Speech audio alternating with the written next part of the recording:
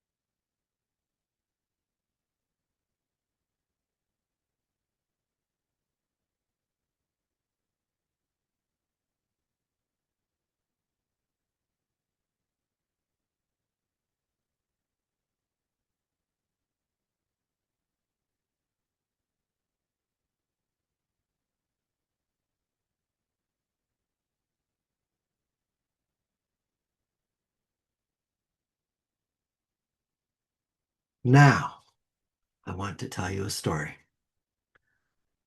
It's one story, but I want to tell it to you two ways. Plato's allegory of the cave. The main story goes like this. 100 years after Buddha, Plato writes The Cave. Plato's Socrates describes people chained in place, facing a blank wall on which are projected the shadows of puppets. The shadows have names, and for these chained up people, those shadows are their entire reality. The whole setup, some BC version of a movie theater. Unbidden, one prisoner, let's just call him number 6, becomes unchained, turns around, sees the projector and shadow puppet setup, gets blinded by the projector's light. Number 6 scrambles out of the cave, gets blinded all over again by the sun.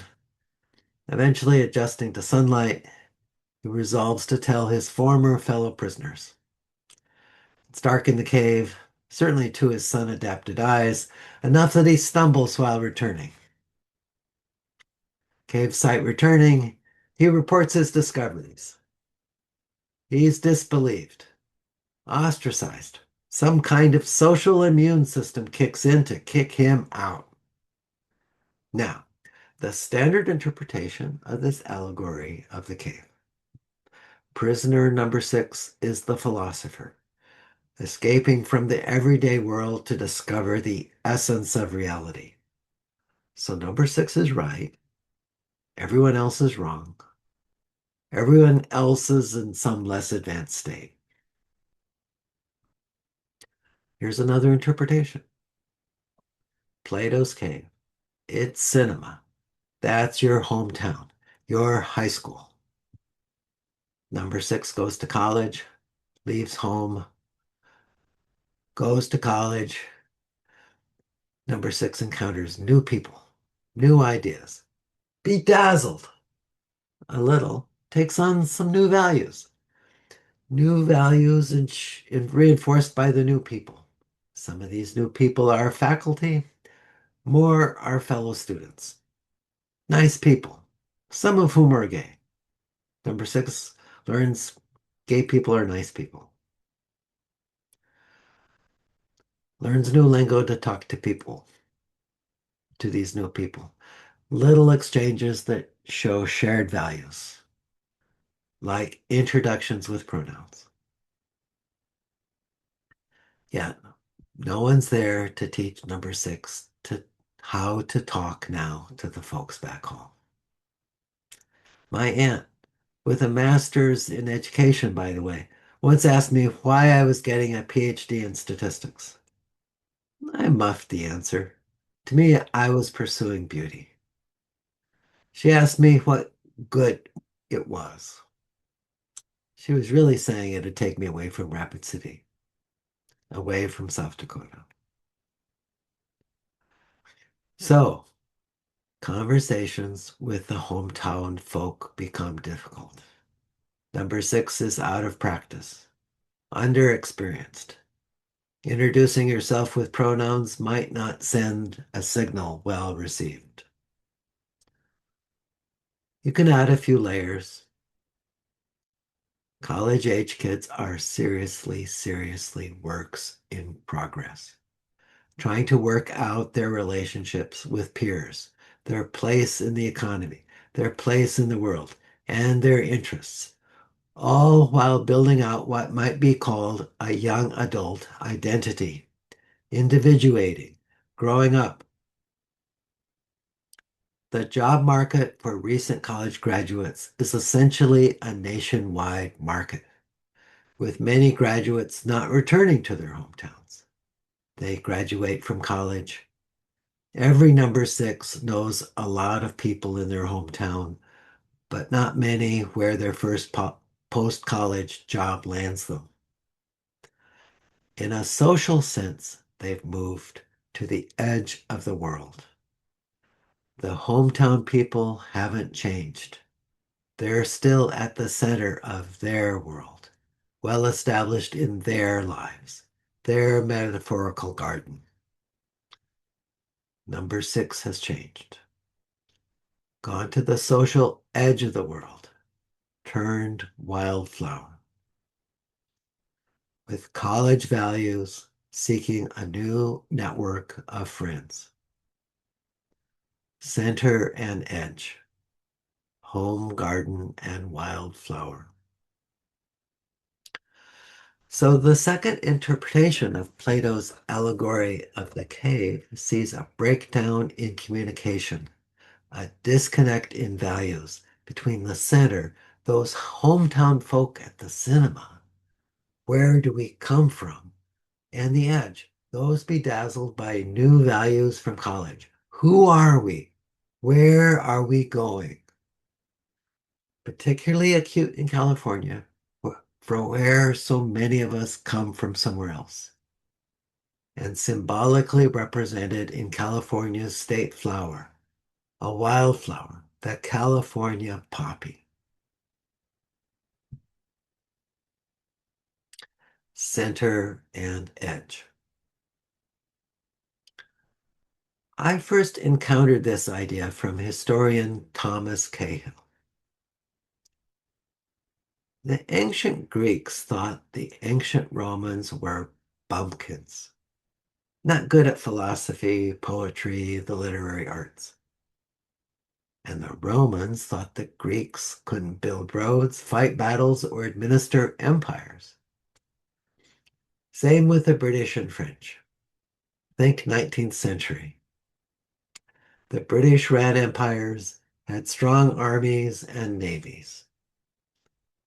The French looked at them and said, "You guys can't cook. No culture." Except in that fancy nasal accent. Similarly, the British considered the Americans uncultured, while the Americans ran a more vibrant economy. And while the east and west coasts of America shrugged about the middle of the country, the middle of the U.S. produces most of our agricultural exports and fosters the values of honest, practical work and strong community. You get the idea. You formulate this self-complementing outlook based on where you stand and always value yourself more. The hometown folk value themselves as the center. And yet, there's something to appreciate about edges. As described earlier, the flower sermon, the founding story of Zen Buddhism, represents an innovation from the edge. And Thomas Cahill makes such a claim about Ireland. In the Dark Ages, Ireland became the repository of classical knowledge and sacred texts. Why are they called the Dark Ages? Because there's nothing in the historical record. Continental Europe went dark, unrecorded, ruled by illiterate petty kings. In effect, during the Dark Ages, Ireland functioned as its library and scriptorium, its printing press, so to speak, preserving the manuscripts of the classical world, Christian and non-Christian. Ireland became the ICU for a literate Christianity, the ancient classics and literacy itself. By the 6th century, Irish clerics began exporting themselves, establishing monasteries back into Britain and later in continental Europe. Colonists, sure, but sending monks, not soldiers, armed with books, not swords. And with a twist. Women came too. Women religious leaders, abbesses. In Ireland, women always had higher social standing, and women leading religious institutions remain one of the lasting results of this Irish religious recolonization. There's this ecology analog. When one ecosystem is devastated by fire, neighboring ecosystems start contributing their species into the resulting ecological blank space. In this way, the edge can work to restore the center. By the way, a restored ecosystem shows little evidence of the edge's role. The memory of a congregation receiving help, this fades as new leadership stands up. The French Catholic Church becomes again like the French Catholic Church from before. Oak trees replace any surge of coastal sagebrush. Ecosystems don't do gratitude, except the wildflowers. Coastal wild irises linger over the hill. The French Catholic Church now has woman-run convents, and UUCC still has some friends in nearby congregations. The wildflowers whisper a subliminal story, an almost invisible story. And UUCC has lists of local innovations and cross-congregational support moves. And if I were to list them here today, I would undermine my main message.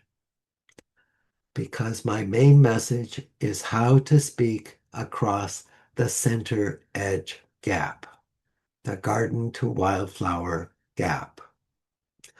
The difference that currently so divides our current political culture, so raises our blood pressure, the red-blue gap.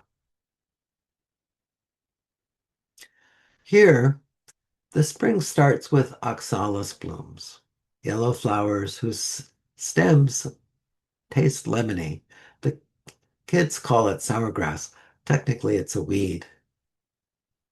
I'm not here to tell you that oxalis is cool. I'm here to tell you that oxalis looks good when mixed into a bouquet of irises.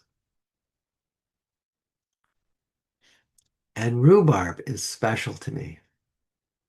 My mother would make strawberry rhubarb pie.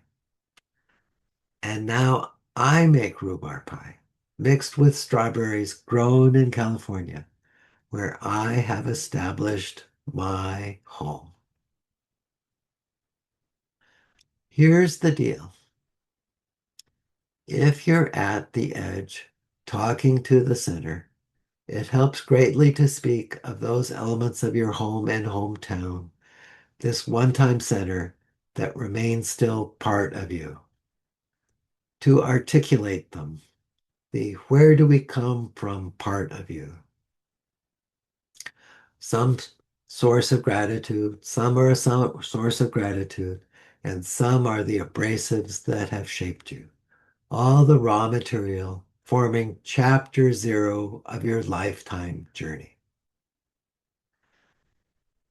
And if you're the center, occupying the home of kids now launched, it helps greatly to explore with curiosity how your progeny, now gone all wildflower, have come into themselves, how they've developed separately, individuated beyond you, the where are we going part of you. Centers, seek with curiosity. Edges, speak of commonalities. Commonalities. I'm reminded of what Barack Obama said while campaigning in Iowa in 2008. He looks visibly different from all those white Iowa voters. And Obama's an urbane, sophisticated speaker. And he says, oh, they're just like my grandparents. Now that's commonality. Do these two bits of advice seem different or complementary? And in case you haven't noticed, I'm trying to change the world here. One authentic conversation at a time. Planting language to speak across difference. Centers, seek curiously. Edges, reflect commonality. I close with this image. We're building a bouquet. Flowers, weeds, and things between flowers and weeds. Like oxalis, like half smiles, like questions, like stories that have no point, but still we chuckle. In this bouquet, not every bloom or grass comes from any single one of us. That's the point. That's the beauty. And that's today's miracle. Our stories are written with weeds and wildflowers, manicured gardens, and untended plots. And we'll see this unfold further in today's flower ceremony. Amen.